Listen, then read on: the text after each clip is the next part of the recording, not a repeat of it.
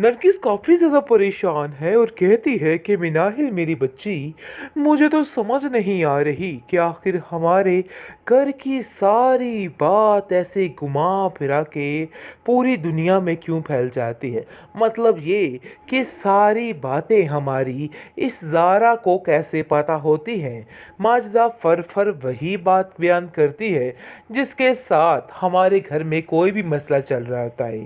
जी, आप देखेंगे कि वो कहती है कि मुझे खुद समझ नहीं आई, लेकिन कहीं न कहीं कुछ गड़बड़ ज़रूर है। तो इसलिए अब हमें इस बारे में सोचना होगा कि आखिर क्या वजह है जो ये सब कुछ हो रहा है। जिसको सुनकर वो कहती है कि मुझे तो ऐसा लगता है कि जैसे ज़ारा की या फिर सबा की आपस में बातचीत है, क्योंकि कुछ ना कुछ तो ऐसा है जिसकी वजह से दो खानदान तबाह बर्बाद होके रह गए। सबा काफ़ी ज़्यादा हैरान होती है ज़ारा की बातें सुन सुन के, क्योंकि ज़ारा हर दफ़ा कोई ऐसा अनोखा चुटकुला मार देती है कि हर तरफ परेशानी सी बन जाती है और ऐसा लगता है कि भाई सब कुछ तबाह हो गया। लेकिन ज़ारा को खुद समझ नहीं आ रही कि आखिर ऐसा क्या मामला हो गया जो इन लोगों ने मिनाहिल को पक्का पक्का ही अपने घर में रख लिया। लेकिन जी आप देखेंगे कि नरगिस जो है वो कहती है कि अब हमें बहुत मोहतात रहना होगा। किसी भी तरह से इन लोगों को कुछ खबर नहीं होनी चाहिए, क्योंकि मैं जानती हूँ कि ये लोग कुछ ना कुछ ऐसा मामला तय कर रहे हैं जिसकी वजह से परेशानी बन सकती है। दूसरी तरफ जैन का रो रो के बुरा हाल हो चुका है और वो हालो बेहाल हो चुका है, क्योंकि उसको समझ आ चुकी है कि नहीं भाई, मामला काफ़ी संगीन, काफ़ी ख़राब है। अब हमें वही सोचना है, क्योंकि उसकी आंखों के सामने बार बार मिनाहिल का वही चेहरा आ रहा है और वो बार बार एक ही रोना रो रहा है कि इन सारी चीज़ों के पीछे मेरी ही गलती थी। मेरी माँ, आप तो मुझे समझा सकती थी ना, लेकिन अफसोस की बात यह है कि आपने भी मुझे नहीं समझाया। जिस पर माजदा इसको कहती है कि अरे भाई, पुरानी बातों को कुरेदने का आखिर क्या फ़ायदा है। मुझे तो तुम्हारी कुछ समझ नहीं आ रही। आखिर तुम कहना क्या चाहते हो। जिसको सुनकर वो कहता है कि आपकी वजह से ही ये सब कुछ हुआ है। लेकिन माजदा कहती है कि भाई, तुम्हारे दिमाग में भी तो भूत सवार था ना कि तुम्हें बाहर जाना है। मैंने तो सिर्फ तुम्हारा साथ दिया और यूँ समझो कि मैंने तो तुम्हारे दिल की बात की थी। अगर तुम्हारे दिल में ऐसा कुछ ना होता तो तुम कभी ज़िंदगी में कुछ नहीं बोलते। इसका मतलब है कि तुम कुछ बोले हो तो इसका मकसद साफ साफ यही है कि तुम्हारी मर्ज़ी शामिल थी भाई इन चीज़ों में, लेकिन इस चीज़ को तुम अब मानने से इनकार कर रहे हो। देखो, सारा कुछ मेरे ऊपर डालने की कोई ज़रूरत नहीं।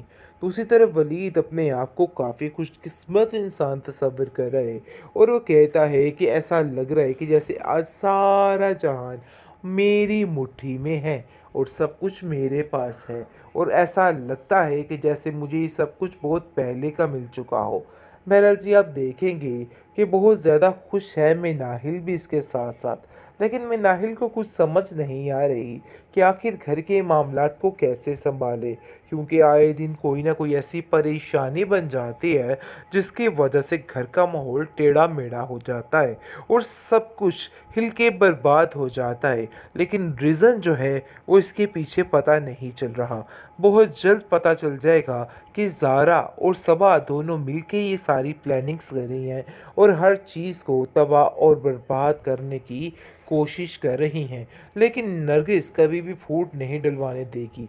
वो हमेशा इस मिनाहिल का साथ ही देगी कि आखिर हमारे घर की सारी बात ऐसे घुमा फिरा के पूरी दुनिया में क्यों फैल जाती है। मतलब ये कि सारी बातें हमारी इस ज़ारा को कैसे पता होती हैं।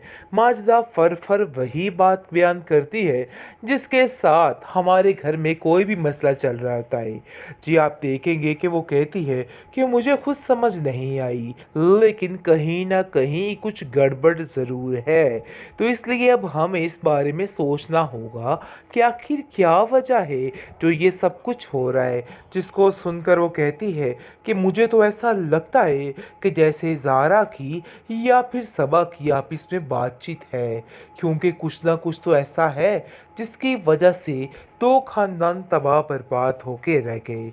सबा काफ़ी ज़्यादा हैरान होती है ज़ारा की बातें सुन के, क्योंकि ज़ारा हर दफ़ा कोई ऐसा अनोखा चुटकुला मार देती है कि हर तरफ परेशानी सी बन जाती है और ऐसा लगता है कि भाई सब कुछ तबाह हो गया। लेकिन ज़ारा को खुद समझ नहीं आ रही कि आखिर ऐसा क्या मामला हो गया जो इन लोगों ने मिनाहिल को पक्का पक्का ही अपने घर में रख लिया। लेकिन जी आप देखेंगे कि नरगिस जो है वो कहती है कि अब हमें बहुत मोहतात रहना होगा, किसी भी तरह से इन लोगों को कुछ खबर नहीं होनी चाहिए, क्योंकि मैं जानती हूँ कि ये लोग कुछ ना कुछ ऐसा मामला तय कर रहे हैं जिसकी वजह से परेशानी बन सकती है। दूसरी तरफ जैन का रो रो के बुरा हाल हो चुका है और वो हालो बेहाल हो चुका है, क्योंकि उसको समझ आ चुकी है कि नहीं भाई, मामला काफ़ी संगीन, काफ़ी ख़राब है। अब हमें वही सोचना है, क्योंकि उसकी आंखों के सामने बार बार मिनाहिल का वही चेहरा आ रहा है और वो बार बार एक ही रोना रो रहा है कि इन सारी चीज़ों के पीछे मेरी ही गलती थी। मेरी माँ, आप तो मुझे समझा सकती थी ना, लेकिन अफसोस की बात यह है कि आपने भी मुझे नहीं समझाया। जिस पर माजिदा इसको कहती है कि अरे भाई, पुरानी बातों को कुरेदने का आखिर क्या फ़ायदा है। मुझे तो तुम्हारी कुछ समझ नहीं आ रही। आखिर तुम कहना क्या चाहते हो। जिसको सुनकर वो कहता है कि आपकी वजह से ही सब कुछ हुआ है। लेकिन माजदा कहती है कि भाई, तुम्हारे दिमाग में भी तो भूत सवार था ना कि तुम्हें बाहर जाना है। मैंने तो सिर्फ तुम्हारा साथ दिया और यूँ समझो कि मैंने तो तुम्हारे दिल की बात की थी। अगर तुम्हारे दिल में ऐसा कुछ ना होता तो तुम कभी ज़िंदगी में कुछ नहीं बोलते। इसका मतलब है कि तुम कुछ बोले हो तो उसका मकसद साफ साफ यही है कि तुम्हारी मर्ज़ी शामिल थी भाई इन चीज़ों में, लेकिन इस चीज़ को तुम अब मानने से इनकार कर रहे हो। देखो, सारा कुछ मेरे ऊपर डालने की कोई ज़रूरत नहीं।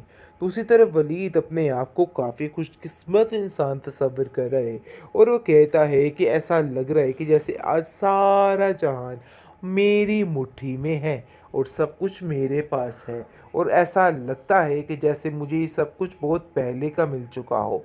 बहरहाल जी, आप देखेंगे कि बहुत ज़्यादा खुश है मिनाहिल भी इसके साथ साथ, लेकिन मिनाहिल को कुछ समझ नहीं आ रही कि आखिर घर के मामलात को कैसे संभाले, क्योंकि आए दिन कोई ना कोई ऐसी परेशानी बन जाती है जिसकी वजह से घर का माहौल टेढ़ा मेढ़ा हो जाता है और सब कुछ हिल के बर्बाद हो जाता है। लेकिन रीज़न जो है वो इसके पीछे पता नहीं चल रहा।